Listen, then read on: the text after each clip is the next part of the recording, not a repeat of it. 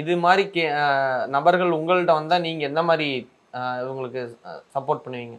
பொதுவாகவே இந்த மாதிரி குடும்பத்துக்குள்ளே வர்ற சண்டையை வந்து எப்போதுமே என்னை பொறுத்த வரைக்கும் கோர்ட்டுக்கு நீங்கள் போய் அதுக்கப்புறம் 2 பக்கம் வாதிட்டு யார் செஞ்சது நியாயம் அப்படின்றதெல்லாம் வந்து போகிறதுன்றது வந்து ரொம்ப தலையை சுற்றி மூக்க தொடுற மாதிரி தான் வந்து கணக்கு. நான் சொல்கிறது என்ன, அண்ணன் தம்பி, அக்கா தங்கச்சி, சித்தப்பா பிள்ளை, பெரியப்பா பிள்ளை, இவங்கெல்லாம் வந்து யாராவது குடும்பத்தில் யாராவது ஒரு பெரியவங்களை உட்கார வச்சு அவங்களுக்கு சட்டத்தை சொல்லி, இதுதான் சட்டம், புக்கில் சட்டம் இது இப்படி தான் இருக்குது, இதில் வந்து எப்படி நமக்குள்ளே பங்கிட்டுக்கலாம், எப்படி கடனை பங்கிட்டுக்கலாம், எப்படி சொத்துக்களை பங்கிட்டுக்கலாம், எப்படி உரிமைகளை பங்கிட்டுக்கலான்னு சொல்லி உங்களுக்குள்ளே பேசி அதை வந்து சால்வ் பண்ணுறது தான் என்னை பொறுத்த வரைக்கும் சால சிறந்தது.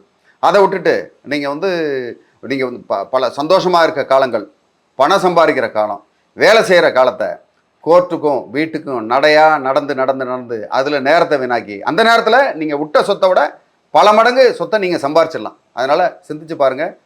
குடும்பத்துக்குள்ளே வர சண்டையை குடும்பத்துக்குள்ளேயே சரி பண்ணுறது தான் என்னை பொறுத்த வரைக்கும் கரெக்ட்.